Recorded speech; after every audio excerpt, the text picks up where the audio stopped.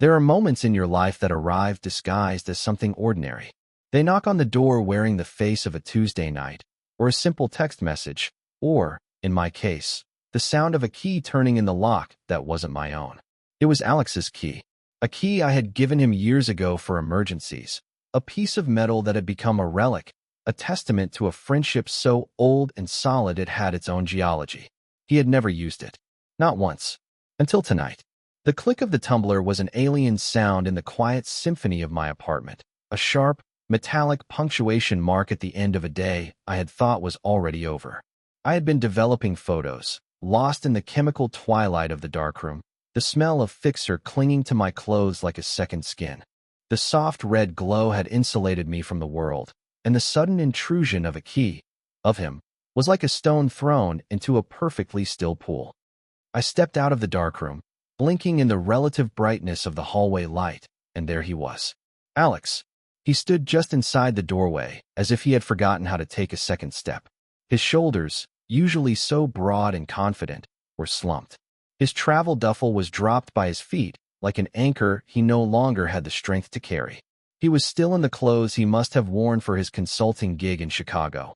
A rumpled button-down, sleeves rolled up to the elbows, dark trousers that had lost their sharp crease. But it was his face that stopped me. It was a map of an exhaustion so profound it looked like a physical injury. The usual light in his eyes, that easy, kinetic spark that drew people to him, was gone. In its place was a hollowed-out stillness. He looked at me, and for a long moment, the space between us was filled with nothing but the low hum of the refrigerator. "Hey," he said, and his voice was rough, frayed at the edges. "Hey," I replied, my own voice softer than I intended. I leaned against the doorframe of the darkroom, my hands still damp. "Didn't expect you back tonight. Thought you were flying in tomorrow." He ran a hand through his hair, a gesture I had seen 1,000 times, but this time it was slow, heavy. "I caught an earlier flight. Couldn't stay there another minute." He finally closed the door behind him, the sound echoing with a soft finality. He didn't move further into the apartment. He just stood in the small entryway, a ship becalmed in the harbor of my home. The silence stretched again, and it wasn't our usual comfortable silence, the kind born of years of knowing. This was a fragile, tense thing, a thin sheet of ice I was afraid to step on. I knew better than to push Alex. He processed things on his own time, orbiting a problem until he was ready to land. "I'm sorry," he finally whispered, his gaze fixed on the worn floorboards between us. "I should have called. I didn't know who else to talk to." That was the line, the one that cracked the ordinary veneer of the evening. Because I knew, with the gut-wrenching certainty of someone who has spent years studying the subtle language of another person, that he wasn't going to talk. Not really. He had come here for something else, something he probably couldn't even name. I nodded, a slow, deliberate motion. "It's okay. You never need to call." I gestured toward the living room. "Come on in. You look like you've been through a war." He gave a small, humorless smile that didn't reach his eyes and followed me. He sank onto the sofa, the old leather groaning under his weight, and I watched as the last of his energy seemed to drain out of him, leaving him boneless. I went to the kitchen and poured him a glass of water, my movements automatic. When I came back, he hadn't moved an inch. He took the glass from me, his fingers brushing mine, a fleeting contact that sent a familiar, painful jolt through my system. I ignored it. I had become an expert at ignoring it. He drank the water in 3 long swallows and set the empty glass down on the coaster I'd placed on the coffee table. And then he just sat there, and I sat in the armchair opposite him. The clock on the wall ticked, each second a tiny grain of sand falling in the vast, silent desert that had opened up in my living room. He didn't talk. He just sat, his eyes unfocused, looking at something far beyond the walls of my apartment. And I sat with him, a quiet observer, a lighthouse keeper tending to a ship that had sought refuge in my tiny, sheltered bay. He didn't know who else to talk to, he'd said. But what he meant, what he was showing me in that crushing, bone-deep silence, was that he didn't know where else to simply be. And so he sat beside me, in my quiet space, all night long. And in doing so, he unknowingly began to dismantle the carefully constructed world I had built around the truth of my feelings for him. We had met in the way that feels almost cliché in retrospect, a collision of orbits during the chaotic astronomy of college. I was a quiet art student, more comfortable with the stark honesty of black and white film than with the messy, saturated colors of most social interactions. My world was a place of careful composition, of waiting for the right light, of finding the story in the stillness. Alex was not still. He was a force of nature, a whirlwind of easy laughter and boundless energy, studying computer science with a ferocious intelligence that he wore as lightly as his favorite worn-out baseball cap. He was the kind of person who collected friends effortlessly, who moved through the world with an assumption of welcome. On paper, we were an impossible pairing. I was shadow, he was sunlight. I was the observer, he was the event. Our friendship began over a broken laptop and a shared pot of terrible dining hall coffee. His computer had crashed the week before finals, taking with it his senior thesis.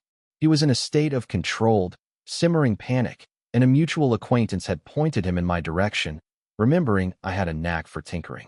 I spent 6 hours hunched over the guts of his machine, coaxing it back to life while he paced my tiny dorm room, narrating his anxiety in a running monologue that was somehow both stressful and deeply charming. When I finally recovered his file, the relief that washed over his face was so pure, so unguarded. It was like watching the sun break through the clouds. He had insisted on buying me dinner as thanks, and that dinner had stretched into a conversation that lasted until the campus lights flickered off. We discovered a strange and unexpected common ground. Beneath his gregarious exterior was a thoughtful, surprisingly introspective person who was fascinated by the way I saw the world. And I found that his energy wasn't draining, it was grounding. It pulled me out of my own head, forcing me to engage with the vibrant, kinetic present. That was the foundation. Our friendship was built in the quiet hours after the rest of the world had gone to bed, in shared study sessions and late-night walks across the sleeping campus. It was a bond forged in mutual respect for our differences. He never tried to drag me to the loud parties he sometimes frequented, and I never judged him for needing that kind of social oxygen. We created our own space, a bubble where a quiet photographer and a charismatic coder made perfect sense. I became the custodian of his anxieties, the one person he could show the frayed edges to. He became my bridge to the world, gently encouraging me to share my work, to step out from behind the lens. He was the first person to see my photographs not just as images, but as extensions of me. He would look at a print for long minutes, his head tilted, and then say something so insightful, so unervingly perceptive, that it would leave me breathless. He saw me. In a world where I often felt invisible, he saw me. And that, of course, was when I fell in love with him. It wasn't a sudden, dramatic event. It was a slow, quiet process, like a photograph developing in a chemical bath. The image was faint at first, a ghost of a feeling, and then, gradually, inevitably, it resolved into something undeniable, sharp and clear and permanent. It was in the way my stomach would tighten when he'd laugh, a full-throated sound of pure joy. It was in the way I found myself memorizing the stray details of his existence. The way he chewed on his pen when he was concentrating, the specific shade of blue that made his eyes seem to deepen, the faint scent of cedar, and something uniquely him that clung to his sweaters. It was a hopeless, secret ache that I packed away into a small, tightly sealed box in my chest. Because Alex was, and had always been, unequivocally straight. His life was a gallery of girlfriends, a series of bright, lovely women who were all, in their own way, perfect for him. I was the constant in the background, the best friend who was always there to offer a shoulder during the breakups and a celebratory beer for the anniversaries. I played my part so well I think I even convinced myself most of the time. I learned to compartmentalize, to build walls within myself. The part of me that loved him was kept under lock and key, allowed out only in the solitude of my darkroom, where my feelings could be transmuted into art, into melancholic landscapes and portraits of empty chairs that seemed to hold the ghost of his presence. My friendship with him was too precious to risk. It was a rare and beautiful thing, a sturdy, well-built home in the unpredictable landscape of my life. I would rather live in that house as a friend forever than risk burning it to the ground for a love that could never be returned. So I watched him fall in love, and I smiled. And I helped him pick out birthday presents for women who were not me, and I cemented my role as the safe, reliable, platonic anchor in the whirlwind of his life. And for years, that was enough. It had to be. The shift began not with a bang, but with the slow, grinding collapse of an institution. That institution was Alex and Sarah. They had been together for 4 years, a length of time that had felt, even to me, like a precursor to permanence. Sarah was smart and funny and ambitious, a lawyer who matched Alex's energy with a sharp, focused intensity of her own. They had a shared apartment that looked like it was lifted from a magazine, a shared circle of sophisticated friends, and a shared 5-year plan that involved promotions, a mortgage, and eventually, a golden retriever. From my vantage point, they were a perfectly rendered photograph of a successful life. I had learned to accept it, to find a kind of peace in his happiness, even if it was a happiness that did not and could not include me in the way I secretly yearned for. The ache in my chest had dulled over the years into a low, chronic hum, a background noise I had mostly learned to tune out. Then, the structure began to show cracks. It started with small things, comments Alex would make after a few beers when his guard was down, a frustration about their schedules never aligning, a flicker of something that looked like loneliness when he talked about their sterile, impeccably decorated apartment. He started traveling more for work, taking on complex consulting projects that kept him on the road for weeks at a time. He claimed it was for his career, a necessary step on the ladder they were climbing together, but I saw it for what it was, a form of escape.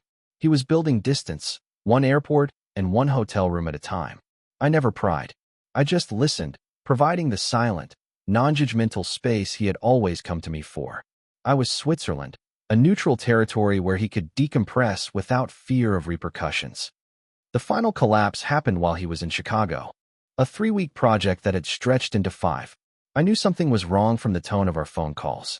His voice was strained, the usual easy cadence gone.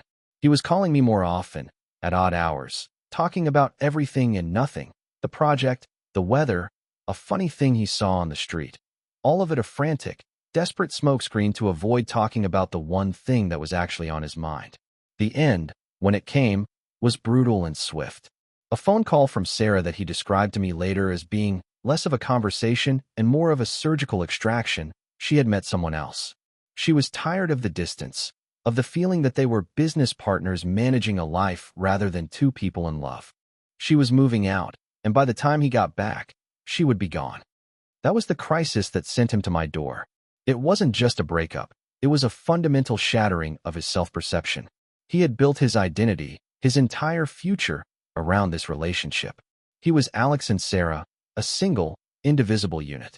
And now, suddenly, he was just Alex again, and he seemed to have forgotten who that person was. His confidence, that seemingly inexhaustible wellspring of self-assurance that I had always envied, had evaporated. He was unmoored, cast adrift from the future he had so carefully architected. And in that moment of profound dislocation, he navigated by instinct, by the muscle memory of our friendship. He came to the one place that had always been a constant, the one person who had never asked him to be anything other than himself. He came to me, and as he sat there on my couch, hollowed out and silent, I felt the walls I had so carefully constructed around my own heart begin to tremble. He was vulnerable in a way I had never seen before, and his vulnerability was a key, turning the lock on a door inside me I had sworn to keep closed forever. The lines of our friendship, once so clearly defined, began to blur, dissolving in the quiet, shared space of his grief and my long-hidden love. The ritual began out of necessity, or at least, that was its disguise. The first night, he eventually stirred from his catatonic state on the sofa long past midnight. I had been reading in my armchair, not really absorbing the words, just turning the pages to give the silence a rhythm. He blinked, looking around as if surprised to find himself there. "I should go," he mumbled, but his body made no move to stand. I don't even know where I'd go. Her apartment. I can't. The thought of him going back to that empty, echoing space, a museum of a life that had just been dismantled, was unbearable. "Stay here," I said, the words leaving my mouth before I had even fully formed the thought. "Take the couch. It's comfortable enough." He looked at me, his eyes clouded with a mixture of gratitude and shame. "Leo, I can't impose. It's not an imposition. It's what friends do. Now stop being an idiot and get some sleep." The gentle insult was a return to our old language, and it seemed to relax him. I grabbed the spare quilt and a pillow from the linen closet and set him up on the couch. I retreated to my bedroom, closing the door behind me, and lay awake for hours, listening to the unfamiliar sound of another person breathing in my home. He stayed for 3 nights, a silent, grieving ghost haunting my living room. During the day, he would make calls, logistical, soul-crushing conversations about furniture and shared accounts, his voice a flat monotone. In the evenings, we would fall into a pattern. I'd cook something simple, and we'd eat, mostly in silence. Then we'd watch a movie, the blue light of the screen flickering across his drawn face, his attention a million miles away. Then I would go to my room, and he would sleep on the couch. On the 4th night, a storm rolled in, a violent mid-autumn tantrum of thunder and lashing rain. I was woken up by a sound that wasn't the storm. It was a soft, choked gasp from the living room. I got out of bed and found him sitting up on the couch, his head in his hands, his shoulders shaking. He was having a nightmare, or perhaps he had just woken up from one into the living nightmare of his reality. I sat on the edge of the coffee table, my presence a quiet question. He didn't look up. It hits in waves, he whispered to the floor. I close my eyes and I see the whole future I had planned, and it's all just gone. It's like falling. I didn't know what to say. The usual platitudes felt like cheap, hollow things. So I said nothing. I just sat there, a silent witness to his pain. After a long time, he looked up at me, his face pale in the intermittent flashes of lightning. "Leo," he said, his voice barely audible. "This is going to sound insane. But, would it be weird if I just slept on the floor in your room? It's stupid. It's just the thunder. And being alone out here. It feels too big." It was a moment of pure, unvarnished vulnerability. He was asking for comfort like a child, stripping away all the layers of adult pride. And my heart, that traitorous organ, broke for him. "Don't be an idiot," I said, my voice softer than I intended. "The floor is freezing. My bed is big enough for 2-inch. The statement hung in the air between us, charged with 1,000 unspoken implications. For me, it was a cataclysmic offer. For him, it was a lifeline. He nodded, a small, jerky movement, and followed me into my bedroom like a sleepwalker. The room, my most private sanctuary, suddenly felt like a stage. I was hyper-aware of everything. The rumpled sheets, the stack of books on my nightstand, the way the shadows fell across the walls. We got into the bed from opposite sides, a vast, Arctic expanse of cotton sheets between us. I built a clumsy barrier of pillows down the middle, a physical manifestation of the boundaries I was desperately trying to maintain. "There," I said, trying for a casual tone and failing miserably. "The Great Wall of Leo. Your side and my side." He gave a weak, grateful smile and turned his back to the wall of pillows. I lay on my own side, rigid, my back to him, every nerve ending in my body screamingly aware of his presence just inches away. I could feel the heat radiating from him, could hear the soft, uneven pattern of his breathing as he slowly, finally, drifted into a real sleep. I, on the other hand, did not sleep at all. I lay awake until dawn, a sentinel guarding a border that felt more fragile with every passing second. That night established the new ritual. The pretense of the couch was abandoned. Every night, he would retreat to my room with me. The great wall of pillows remained for the first week, a slightly absurd but mutually respected demarcation line. We never spoke of it. We simply enacted the ritual in a shared, unspoken agreement. We were 2 friends, sharing a bed for practical, comforting reasons. That was the story we told ourselves, the plausible deniability that allowed it to continue. But for me, it was a nightly exercise in exquisite torture. Lying so close to him, breathing in the same small pocket of air, was both a dream come true and a waking nightmare. I was terrified of falling asleep, of rolling over in the night, and betraying myself with an unconscious touch. I was terrified of him waking up and realizing the strangeness of our situation, of the comfortable fiction suddenly shattering. Slowly, subtly, the ritual began to evolve. One night, a pillow from the wall was displaced in our sleep, and in the morning, neither of us moved to replace it. A few nights later, another pillow was pushed aside. The great wall was eroding, crumbling under the silent, gravitational pull of proximity.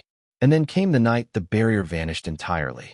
I woke up in the middle of the night to find myself on my side, facing him. He was asleep, his face relaxed and younger in the faint moonlight filtering through the window. One of his arms was thrown across the space where the pillows used to be, his hand resting on the mattress just inches from my chest. His fingers were curled slightly, as if holding on to something in a dream. I watched the slow, steady rise and fall of his chest. I could feel his breath, warm and soft against my skin. It was the most intimate, terrifying, and beautiful moment of my life. My heart was a frantic drum against my ribs, a wild, panicked rhythm in the quiet room. I wanted to move away, to retreat to the safety of my side of the bed, but I was paralyzed. Paralyzed by fear, and by a yearning so deep it felt like it was part of my bone structure. So I stayed. I lay there, motionless, for what felt like hours, just watching him breathe, memorizing the cartography of his sleeping face. It was in these stolen, silent moments that the hope I had buried so long ago began to stir, a dangerous and delicate green shoot pushing its way through the compacted earth of my resignation. The ritual was no longer just about his comfort. It had become about ours, and I had no idea where it was leading. The crossing happened on a Sunday night.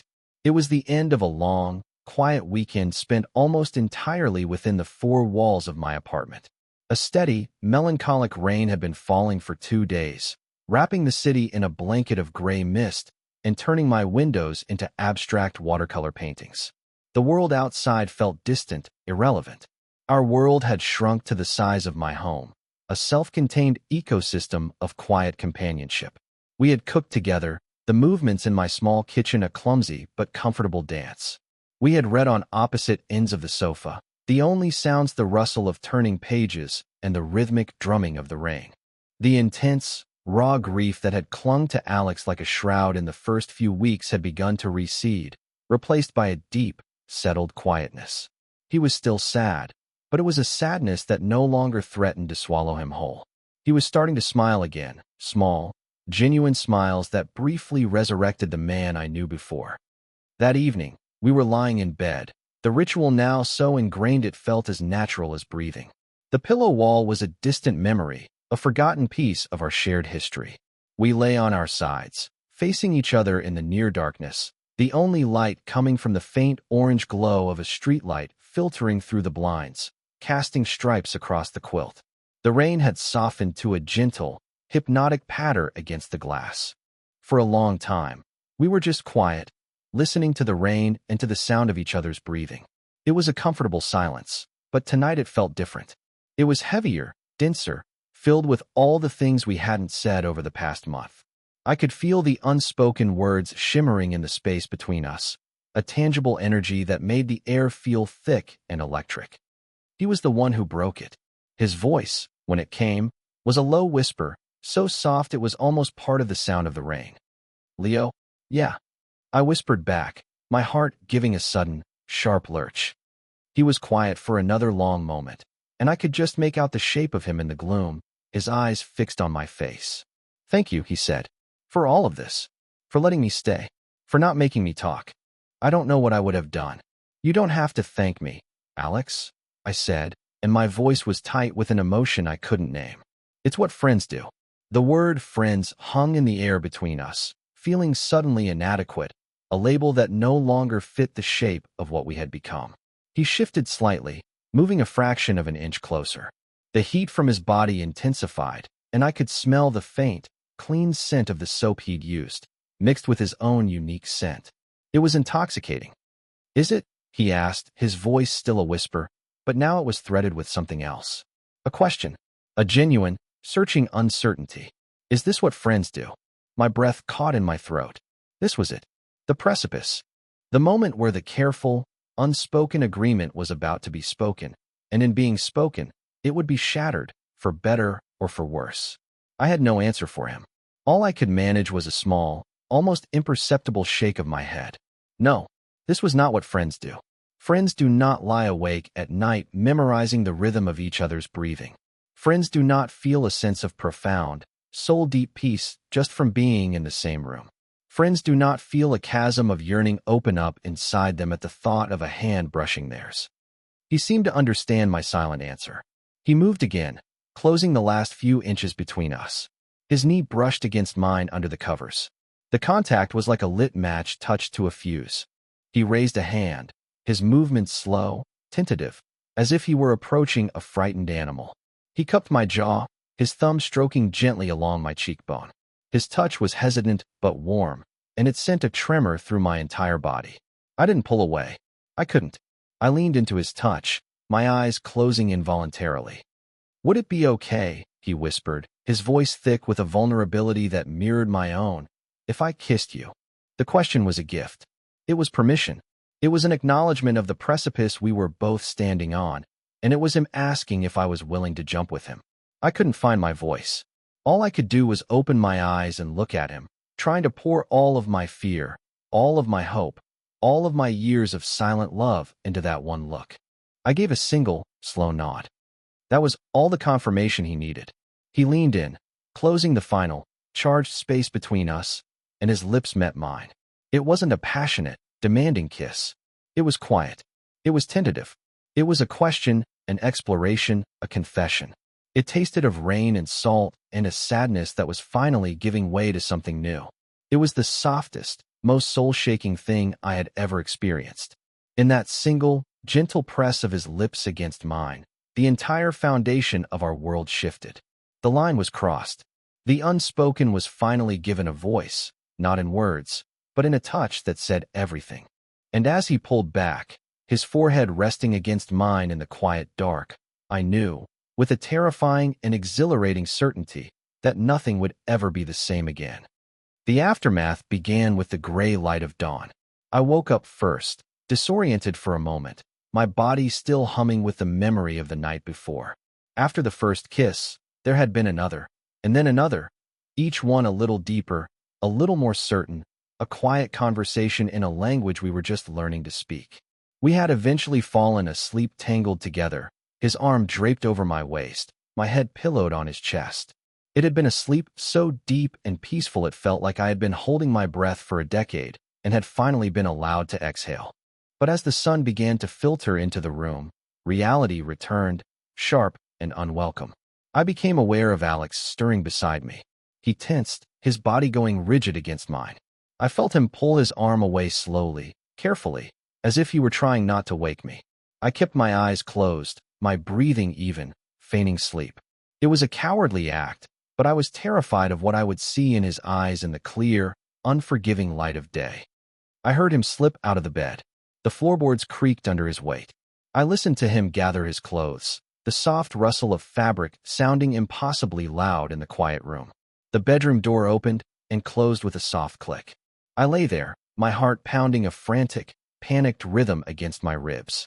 I had misinterpreted everything. It was a mistake, a moment of grief-fueled confusion.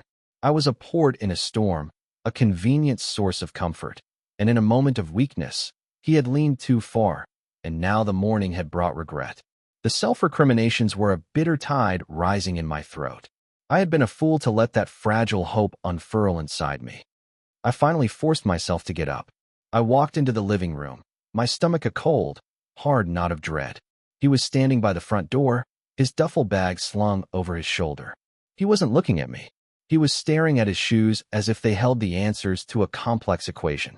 The air was thick with a new kind of silence, an awkward, painful tension that was 1,000 times worse than the comfortable quiet we had shared for weeks. "I have to go," he said, his voice flat, devoid of any emotion. "I have to figure some stuff out. At the apartment. The old apartment. Alex," I started, but I didn't know how to finish the sentence. "Alex, what was last night? Alex, was it real? Alex, please don't leave." He finally looked at me, and his eyes were guarded, his expression unreadable. The open, vulnerable man from the night before was gone, replaced by a stranger wearing Alex's face. I need some space, Leo," he said. "I'm sorry," and then he was gone. The door closed behind him, and the sound of the lock engaging felt like a final, brutal judgment. I stood alone in my living room, the silence he left behind ringing in my ears. The warmth of the night had been utterly erased by the cold, stark reality of the morning. It was worse than before. Before, I had his friendship, a solid and dependable thing. Now, I had nothing but the ghost of a kiss and a gaping chasm of uncertainty. I had risked everything, and, it seemed, I had lost. For 3 days, there was nothing. My calls went to voicemail. My texts were met with a suffocating digital silence. Each unanswered message was another shovelful of dirt on the grave of whatever I thought we'd had. The apartment, which had been a sanctuary for both of us, now felt like a prison. Every object was a reminder of him. The empty glass on the coffee table, the quilt folded on the sofa, the indentation his head had left on the pillow next to mine. I was adrift in a sea of memory and regret. My carefully constructed walls of self-protection were in ruins, and I was left exposed and aching. The hurt was a physical thing, a dull, constant pressure behind my sternum. It wasn't just the pain of rejection, it was the pain of having allowed myself to hope. I had broken my own cardinal rule. On the 4th day, I couldn't take it anymore. The passivity, the waiting, it was eating me alive. I had to know. Even if the truth was the worst thing I could imagine, it had to be better than this agonizing limbo. I drove to his old apartment, the one he had shared with Sarah. I didn't know what I was going to say. I just knew I couldn't continue living in the echo chamber of my own anxiety. His car was parked out front. I sat in my own car for a full 10 minutes, my hands gripping the steering wheel, my heart hammering against my ribs. Finally, I got out and walked up to the door. I rang the bell, the sound jarring in the quiet afternoon. He opened the door, and he looked even worse than he had the night he'd first shown up at my place. He was unshaven, with dark circles under his eyes. The apartment behind him was a chaotic landscape of half-packed boxes and bare walls. He looked surprised to see me, and then a flicker of something, fear or guilt, crossed his face. "Leo," he said, his voice a rough whisper. "We need to talk, Alex," I said, my own voice steadier than I felt. "You can't just disappear. Not after that. You owe me more than that." He flinched at my words but nodded, stepping back to let me in. We stood awkwardly in the dismantled living room, surrounded by the ghosts of his former life. "I'm sorry," he began, running a hand through his messy hair. "I know I've been a coward. I don't know what's happening. I'm so confused." Confused. The word was a spark, and my hurt and frustration finally caught fire. "What's confusing, Alex? You kissed me. You held me all night. And then you ran away like I was the one who did something wrong. You come to my house, you sleep in my bed for a month, you lean on me until you can stand up again, and then you treat me like a shameful secret. So yeah, I'm a little confused too." The words tumbled out, harsher than I intended, but I couldn't stop them. He sank down onto a sealed cardboard box, his head in his hands. He looked small, broken. "It's not you," he said, his voice muffled. "It's me. It's all me. I've spent my entire life on a track, Leo. A path. College, job, girlfriend, marriage. It was all laid out. I knew who I was. I was the guy who was going to marry Sarah. The guy who likes craft beer and football and has a girlfriend. And then it all blew up. And when I came to you, I was just looking for a place to hide. And was that all I was?" I asked, my voice cracking. "A hiding place?" "No," he said, looking up at me, his eyes shining with unshed tears. "God, no.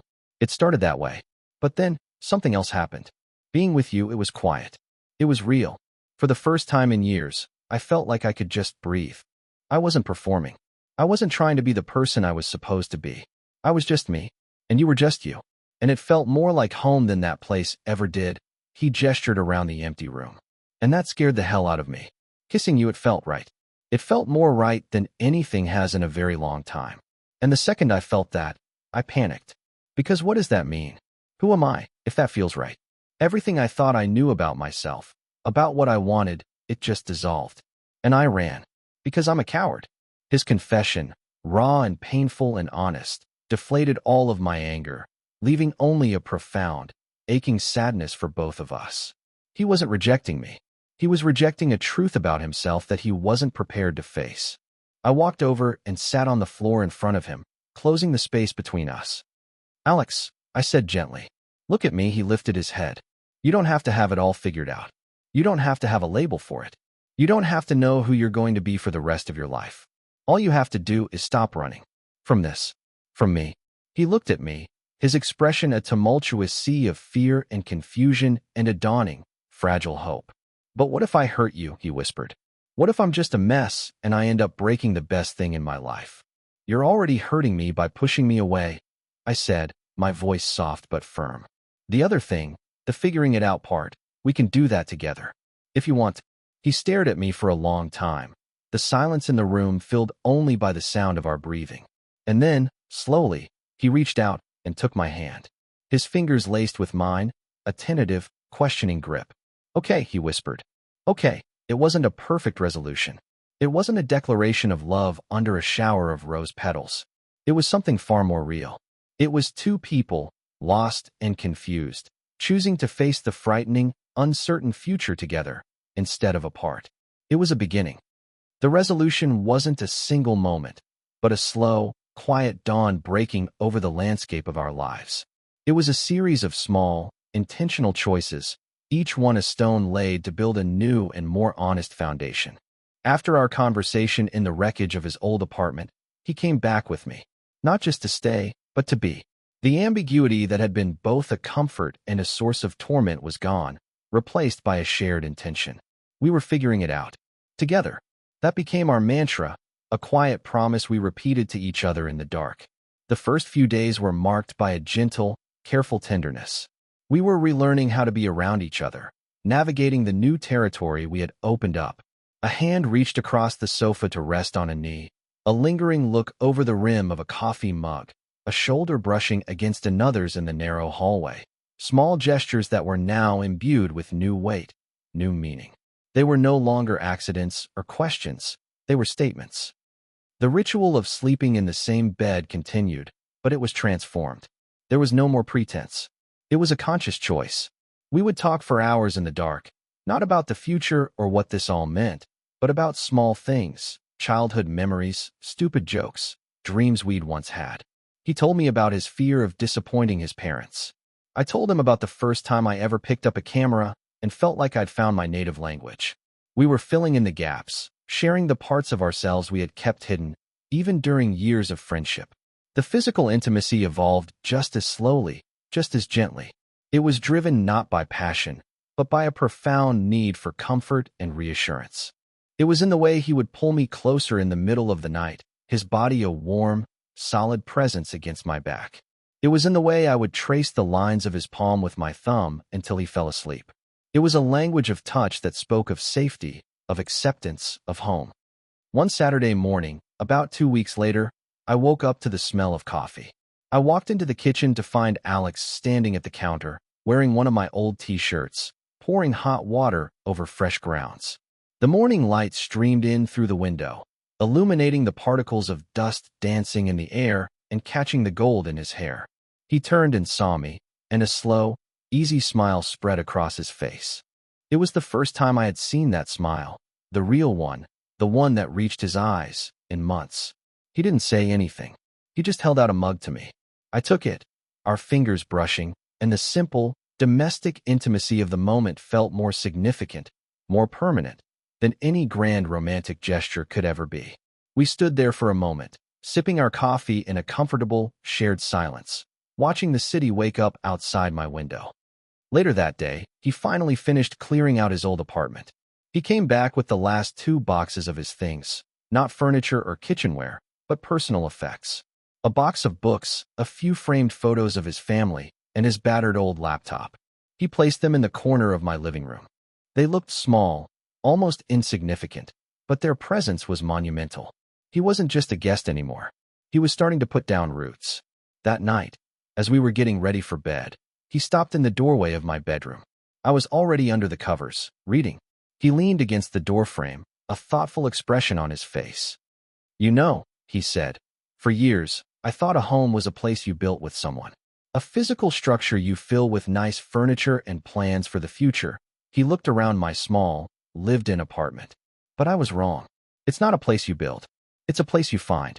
It's a person. He walked over to the bed and slid under the covers beside me. He took the book from my hands, set it on the nightstand, and then switched off the lamp, plunging the room into a soft, familiar darkness. He turned to me, his hand finding mine under the quilt.